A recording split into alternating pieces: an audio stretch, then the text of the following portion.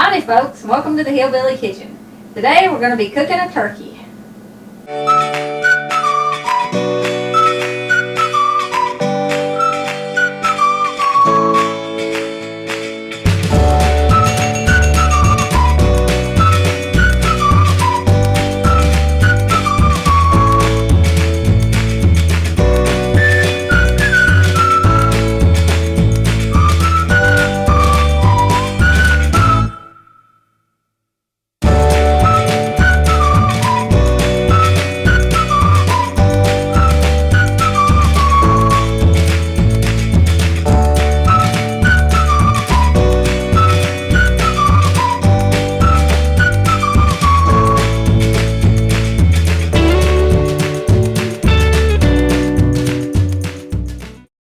Well, it's almost time for Thanksgiving, and I had a request from a subscriber in Canada who asked me if I could get this video up before October 12th because that's when the Canadian Thanksgiving is. So we're getting it up now, and I'm using a frozen turkey because that's what most of us buy.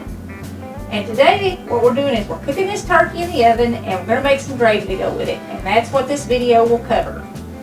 But I want to start by telling you, if this is your first turkey and you read the back of the package, you don't necessarily want to follow what it says. Like, for example, this turkey starts off by saying that you can thaw it in the refrigerator for 24 to 48 hours. If you try to take this turkey out in 24 hours and clean it, it's going to be hard as a rock. And you're going to have to fight with it for probably an hour under running water to even start to get the neck out of it and get the bag out of it that holds the organs. And you do have to take those out.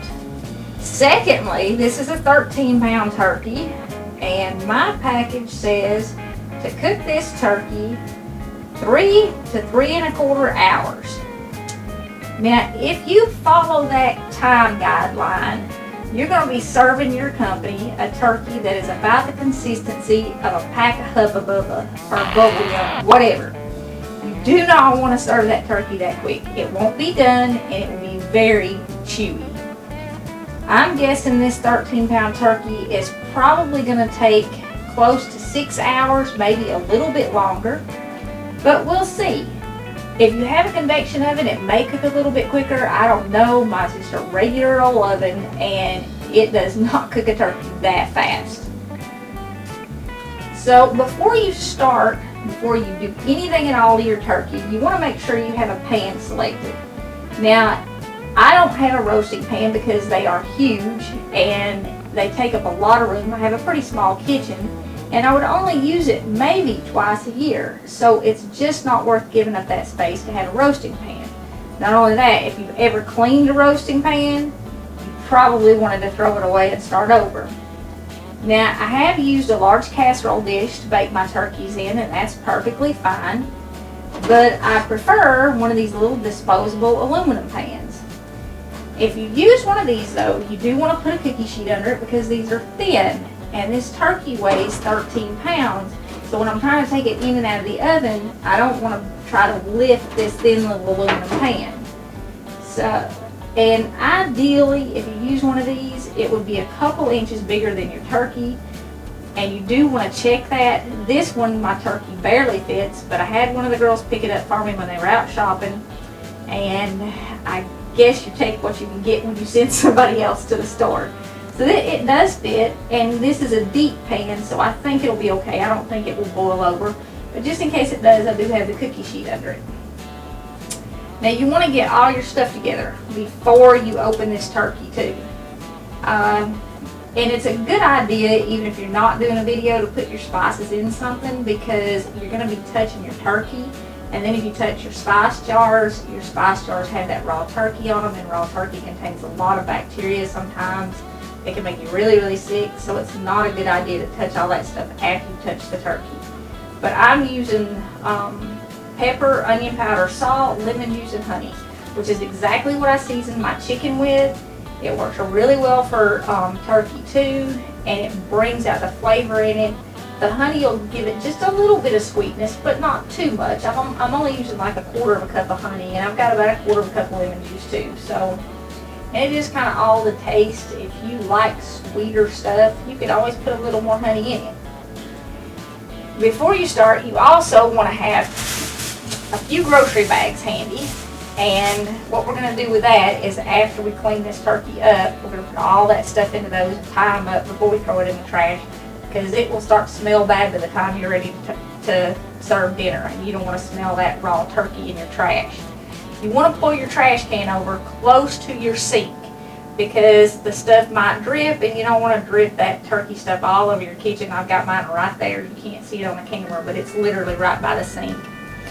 You want to have some bleach cleaner to spray down your sink, your countertop, whatever, when you're done, to get rid of the germs, and something to wash your hands in, and you're going to wash your hands a few times.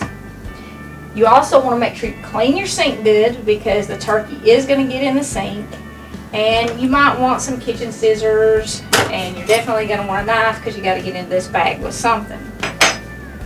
So let's move this over to the sink, and we're also going to take our pan with us over here, because like I said, we don't want to drip it when we clean it. I usually use kind of warm water for this, and just start by taking this outside mesh layer off here first. It tears off pretty easy once you start it.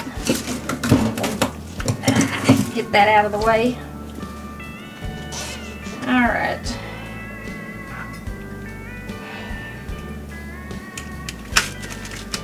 Okay, now they said to thaw this 24 to 48 hours. This has been in my refrigerator for 3 days, and you can see that there is still ice all over it, which tells me I'm going to be running the water here for a few minutes, because you have to pull the neck out and the bag that contains the organs out. The neck is right here between the legs, and I'll have to take this little thing holding its legs together off to get the neck out. And I am going to slide that back on, because it kind of holds the turkey together when it's cooking, and it keeps it more moist. You can also tie them with some string if you want to.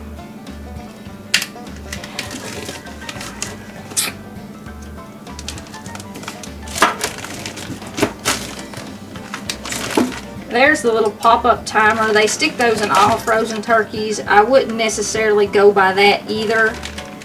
Like I said, you want to cook this a lot longer than what they say, or it won't be done. It'll be very, very chewy.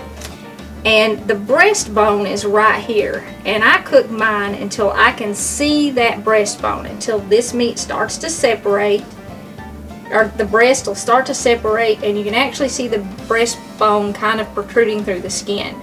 That's when you know it's done all the way through, because the breast meat has started to pull away from the bone. Okay, let's turn on the water and clean this thing up.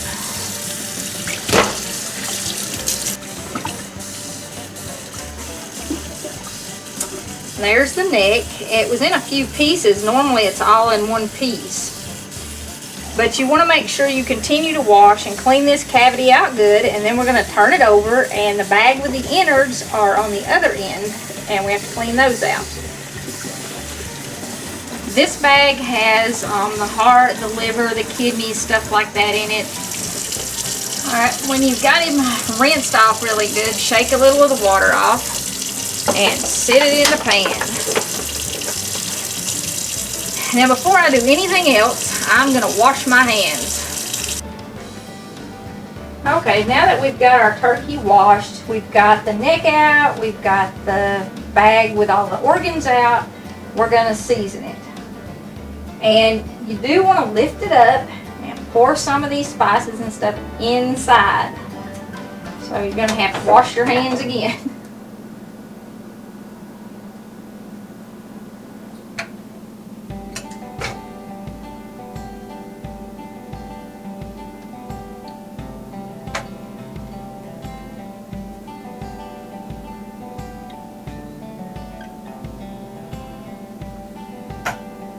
It does have some sodium in it. Pretty much all frozen turkeys do. So you want to be kind of careful with the salt you're adding, but it doesn't have enough.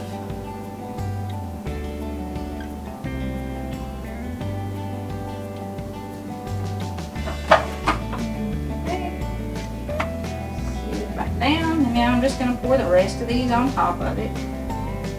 It's not real hard to make a turkey, and we're going to cover this really tight with aluminum foil before we put it in the oven. And if you cover it really tight with aluminum foil, you don't really need to go pull it out every 30 minutes and baste it. I'm not sure where that came from, but if it's in a pan and a pan's full of liquid and it's covered with aluminum foil, the pan is also full of steam. So it's not going to dry out. Just make sure you've got it covered tight.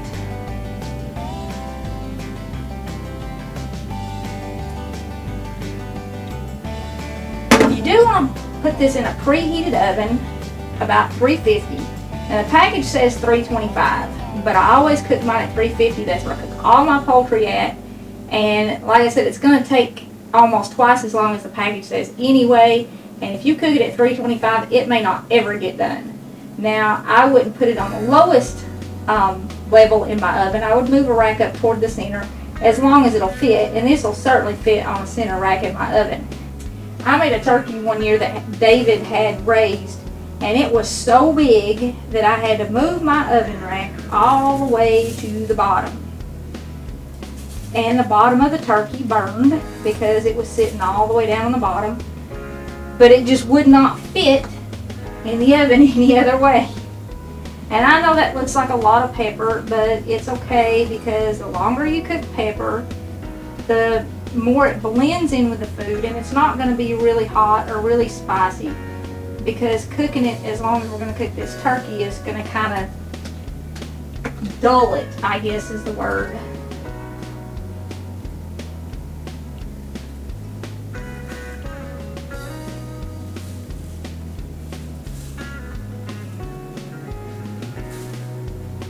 Now for this turkey, I want to say I probably used, like I said, about 2 tablespoons, or I'm sorry, about a quarter of a cup of honey. I'm using about a quarter of a cup of lemon juice. I had probably 2 tablespoons of onion powder. About a tablespoon of pepper is all that is. And I only added about a tablespoon of salt. And I am going to serve this with salt and pepper when I serve it. That's literally all there is to it, except for covering it.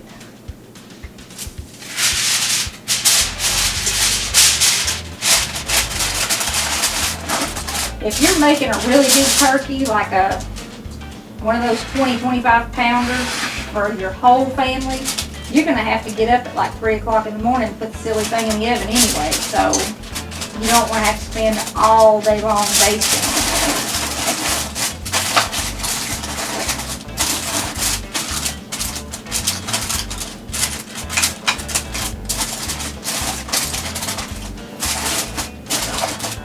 Okay, it's covered tight. Press it down all the way around the edges. And I'm going to stick this in the oven, and we'll be back to check on it in a few hours and see how it's doing.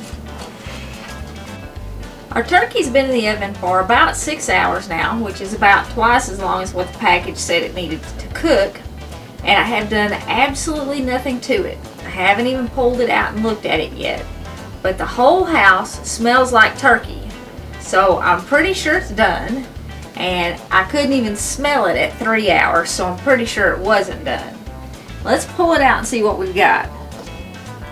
The skin on the top here is all golden brown. That's nice. Well, you can't see the breastbone real great, probably because it's mashed up in this smaller pan. I usually use a bigger pan so it's not falling apart. But you can see that the legs are falling off of it here. So that tells me that it's done. It's just being held together because it's in this small pan. My pop-up timer did pop up probably a long time ago. But you can see here we've got a ton of juice in this. Now there is absolutely no need to buy that jarred gravy.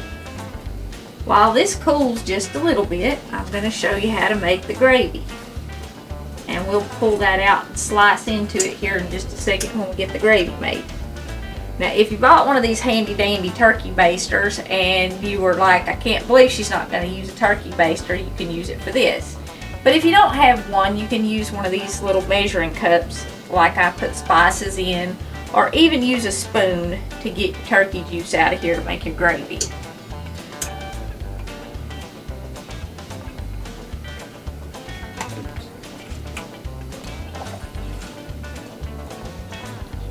Alright, that's enough that I can show you how to make it. We don't have to take it all out of there. If you're feeding a big crowd and you've got a great big turkey and you want to make a ton of gravy, then just keep sucking the juice out of there or dipping it out or however you're getting it out until you get however much you want. Now, to make this gravy, it's super simple. I've got about 2 tablespoons of cornstarch here, maybe a little bit more. And I'm just going to pour some cold water in it, just enough to dissolve it. You always have to dissolve your cornstarch in cold water. I am going to turn this broth here on, the stuff that I took out. I'm going to turn it on medium heat because once I add this cornstarch to it, I'm going to have to boil it.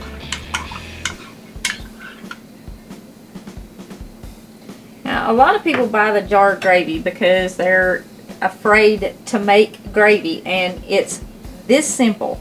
Dissolve the cornstarch in cold water first, and it doesn't take much. And I've got some leftover spices here, some onion powder. I'm going to add just a little bit of that because you do want your gravy to have a lot of flavor, whether you're putting it over mashed potatoes or you're pouring it over the turkey. And I'm going to add just a little bit of pepper, not too much. And just a tiny bit more salt, again, not too much. And I'm going to take my dissolved cornstarch and I'm going to stir it in this broth that I sucked right out of my turkey pan.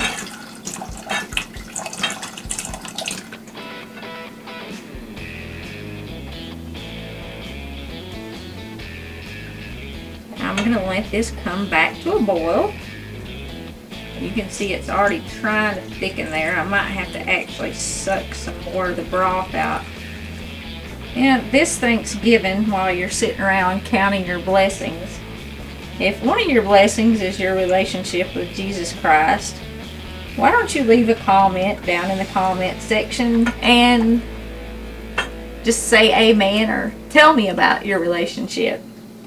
And if you don't know who Jesus Christ is, I want to encourage you to open your Bible and read it, find out who He is, maybe talk to some people, because He died so that you could have eternal life. And people, I've got to tell you that you're going to be dead a whole lot longer than you're going to be alive. So you should really make sure that your eternity is taken care of. And if you don't know what I'm talking about, and you don't know about salvation and eternal life, like I said, pick up your Bible and read it, find out, talk to somebody. You can watch some more of our videos. We talk about it a little more in detail. But it's something you should really take care of. And once you know that eternity is taken care of, it really enriches your life. And it brings you a peace that you just couldn't possibly understand unless you are saved. Okay, you saw how the broth kind of turned white when I poured this in here. And now it's starting to get clear again, or get clearer. It won't get completely clear now. It has a darker brown color than when we just had the plain broth in there. But it is definitely clearing up. It's turning back a golden color, I guess. And you can see I've got some bubbles here. My color's good. It's definitely thick enough. I wish I could tell you exactly how to tell when it's thick enough. You can feel it. You definitely do not want it to get pasty. You can kind of see it sticks to the edge of the pot just a little bit. Now this is a no-stick pot, so it's not going to stick the edge a lot, but it is sticking just a little bit. It's sticking to my whisk I'm using here. And once you start to get those bubbles, just turn it off, and that's literally all there is to making delicious turkey gravy. And there's not any additives or anything bad in there. Now, if you don't happen to have a fancy gravy boat because this is your first Thanksgiving, or you just don't have room for it in your house, a large measuring cup works great. And unless you're setting a really fancy table, your guests aren't going to care. They're there for the food, not for fancy dishes. So we'll just pour this in this measuring cup here, and that's how we'll leave it. Right here, you can see how it's dripping off the edge of my pan, and it's kind of sticking as it comes out. That lets you know it's thick enough. And as it cools, it's going to get thicker. So if you're going to have leftovers the next day, you might want to save some broth that you didn't turn into gravy and make a little more gravy the next day. That's all there is to gravy.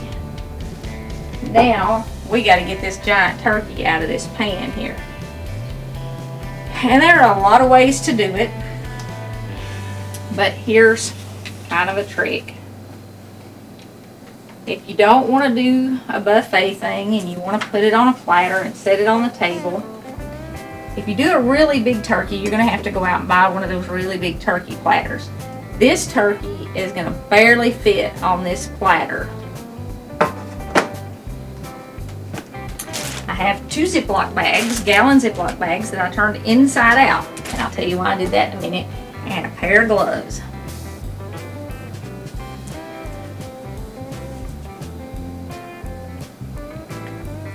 You don't really want to use oven mitts for this because you won't be able to grab hold of your turkey with oven mitts.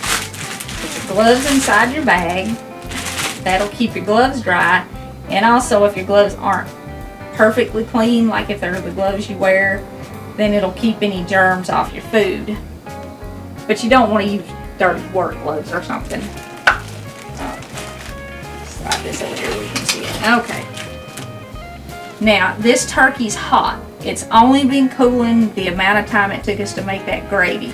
So you don't want to keep your hands down in here for forever. But just slide your hands down in here around it, and oh yes, it's done. It's falling apart.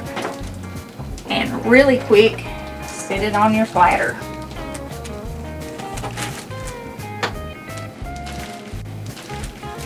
And that is how you get turkey out of the pan.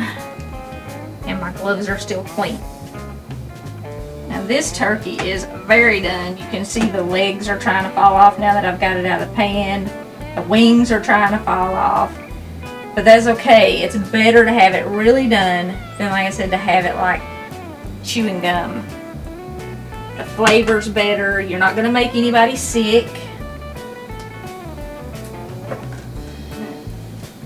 So real quick, to recap. You want to make sure you have everything together before you start cooking your turkey, including some cleaners.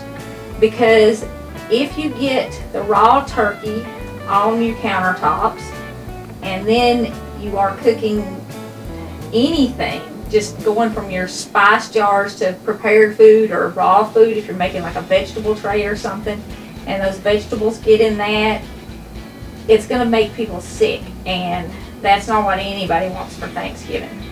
So have everything together, trash bags, cleaners, all that stuff, have all your spices and everything together. Get your pan as close to the sink as you can so you're not dripping it when you're putting it in the pan. Also have your trash bag really close, your trash can, so you can put all that in the trash can. Cover that thing up, cook it till it's done because you don't want to make anybody sick with that. Season it because unseasoned turkey really isn't great. And don't be afraid to put some spices on it. Try something different if you want. A lot of people put sage and stuff like that on it. That's great. This is just how I like to do it. But if there's something you really like or something you've had at somebody's house that you really like, don't be afraid to add it. There's no need to buy anything special. A $1 disposable pan will cook it. So let's cut this. and see what it looks like.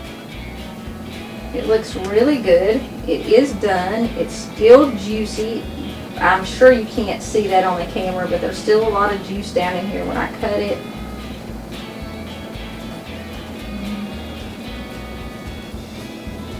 When you slice your turkey, when you're serving it, you do want to have a pretty sharp knife to cut it with. You don't need to have anything giant.